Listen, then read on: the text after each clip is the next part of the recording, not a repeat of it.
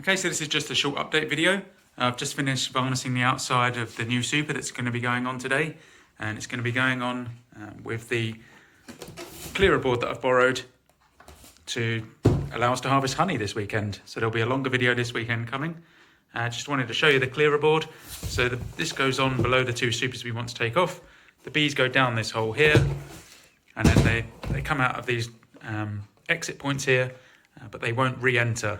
So hopefully we'll put this on today, and in 48 hours time when we want to harvest the honey, there'll be no bees in the super, and then this super will start to be filled.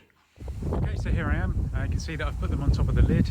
I've got the clearing board and the next super, and in a second I'll swap them over so that we're ready to take off to harvest honey tomorrow. Okay, so now we are. We have the brood box at the bottom, then the new super that I just put on with the queen excluder in the middle, then the clearing board, and then the two supers that we're going to harvest in 28 or 48 hours time.